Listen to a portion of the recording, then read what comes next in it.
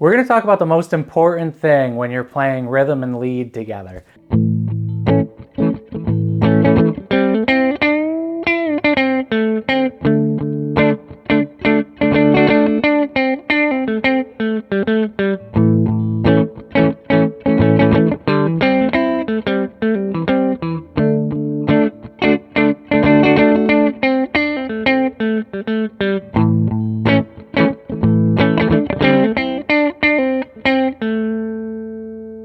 When you're playing rhythm and lead together, it can be hard to jump between the chords and the single lines and back into the chords. So the most important thing to be able to hold this all together is holding on to the groove of the song. And there's a reason I didn't say rhythm, because the rhythm could be 1, 2, and 3, and 4, and but the groove to that is really 1, 2, 3, 4. The groove that you feel is that just that 1, 2, 3, 4. So if you start at that basic 1, 2, 3, 4. You could do that exact same thing when you jump to those lead lines. And we're going to do this with an A chord at first, just one chord. And then when you're more comfortable with that at the end of this lesson, we're going to jump between an A and a D chord. And that'll be two chords that you're going back and forth between when you get more comfortable with this. And this can be a lot of fun. It can make you feel like you're a much better guitar player once you can start jumping between rhythm and lead. And we're going to talk about this because when you're talking about just rhythm, you have the 1, 2, 3, 4 is about as basic of a rhythm as you can get. Well, the box that we're going to use is straight out of our minor pentatonic box, and it's just going to be 5, 7 on the D, G, on the A, D, and G string. And everything we play for single lines at this point is just going to be out of that box so that we don't have to move our hands very much. And at first, you can just stay on this A and D string, because your fingers are basically already there. So we're going to do this, and I'm going to show you why I'm talking groove instead of rhythm, which, you know, they're similar, but they're not the exact same thing. So when you're talking about rhythm, it's going to be that 1, 2, 3, 4, and we're going to do one bar of the chord and then one bar of licks. And if you're just talking rhythm, it would go like this, and it can get kind of stale.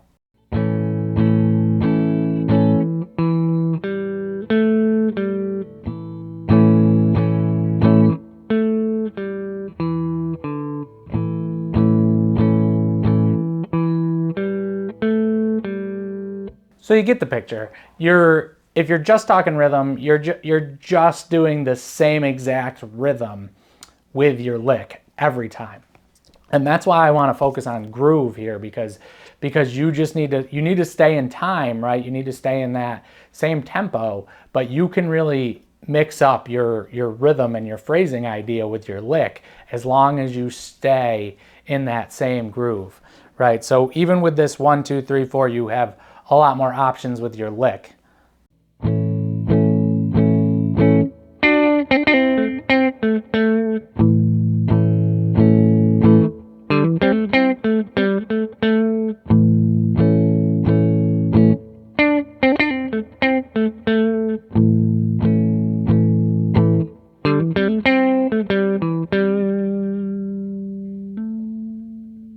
And you see why groove's important, because it gives you a lot more options, and we want more options. We don't want to be stale. We don't want to just sound like we're doing the same thing when we play the single lines, even though you can stick with just rhythm, the rhythm pattern, exactly the same when you're doing your lead lines, when you're starting out, when you're learning this, because it can be difficult to go between the two. On this channel, we like to talk guitar, and we're trying to get better at guitar. So if that's something you're into, then please like and subscribe. One other tip that can really help make it easier to go between the two is what you're doing with your right hand, right? So say you're strumming the guitar and you're going way past the strings.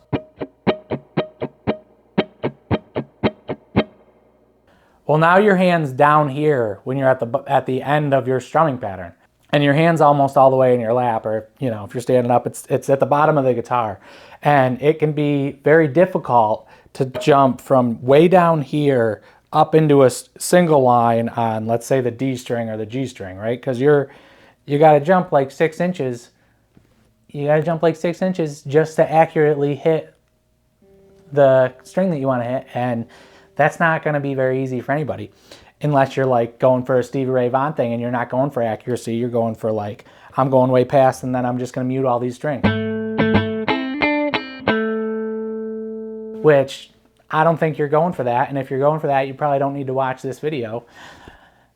So, you know, what you should really be doing is taking your pinky and anchoring it on the guitar, and that's going to give you some stability here.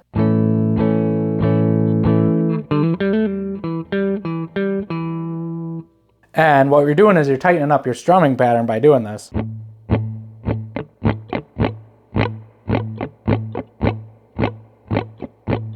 Really, you're not going far past the strings at all because you're anchored here, so you can't really go far past the strings. Or you could anchor yourself with the palm of your hand, right? You can put that on the bridge, and if you slide up the strings, that's how you palm mute anyways, so you can control the tone of your guitar, you can control the volume with this anchoring and tightening up your strumming hand. And the more you tighten up your strumming hand, the easier this is going to be. And you know, you can do the 1, 2, 3, 4.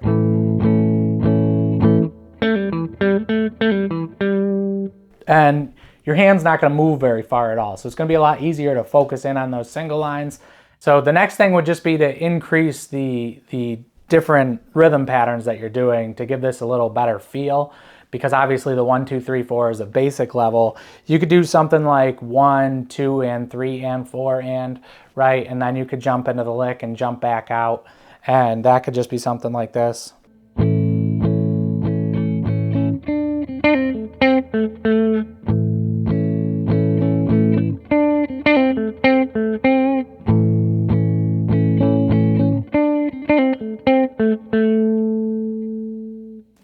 And that's cool. And then let's just increase the difficulty of that strumming pattern a little bit. And this is just going to be one of my favorite strumming patterns. This is a really cool one that I like to do, and gives you a lot more freedom with your licks and things too.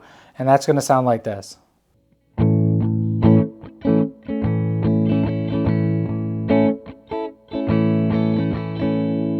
And what that is, it's 16th notes, and it's 1 and 2.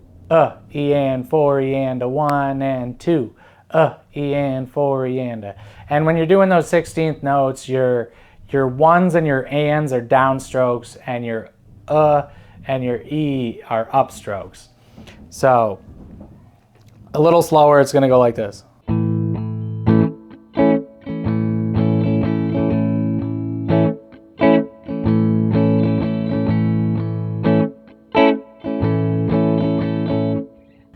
So we're going to use that, and we're going to just go to one chord, and then we're going to jump into that second chord to make this a little more fun, a little more musical, and a little more difficult, right?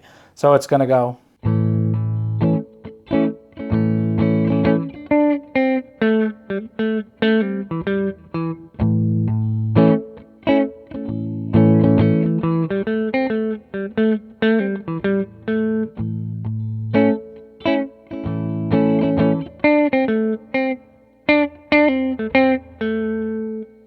And you can see why just holding that groove together and internalizing that groove is so beneficial here, and tightening up your strumming pattern. These two things are what makes this easier. So whatever you do, don't lose the groove. So if you have to play something simpler to hold the groove together, then do that, because you're going to realize the more difficult you try and make these licks at first when you're learning out, the easier it is for the whole thing to fall apart.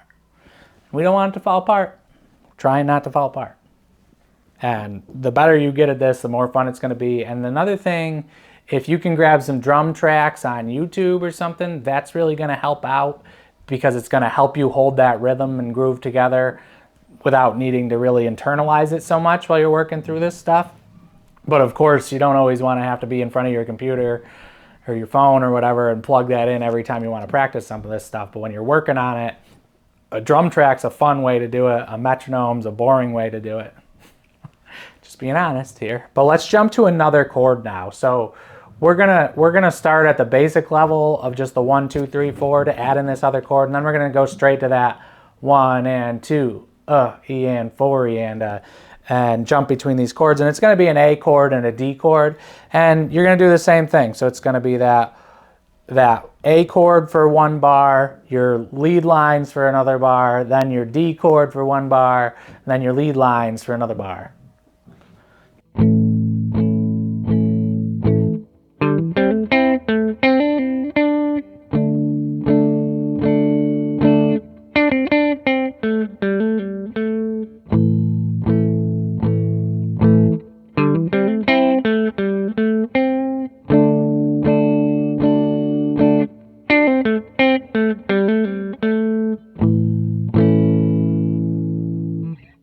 when you're doing this with a little bit harder rhythm, it can be harder, but it can also give you more freedom to do more with your licks, right?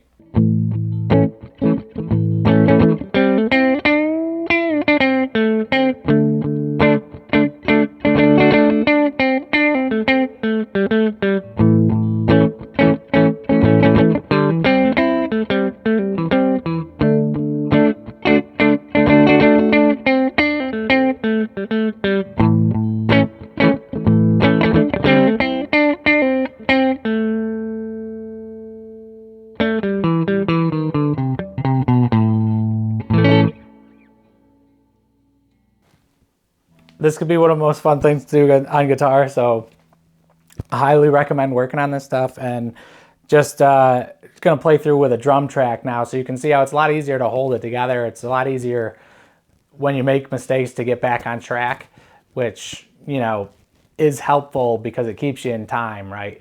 And you can work on internalizing that time with the drum track going.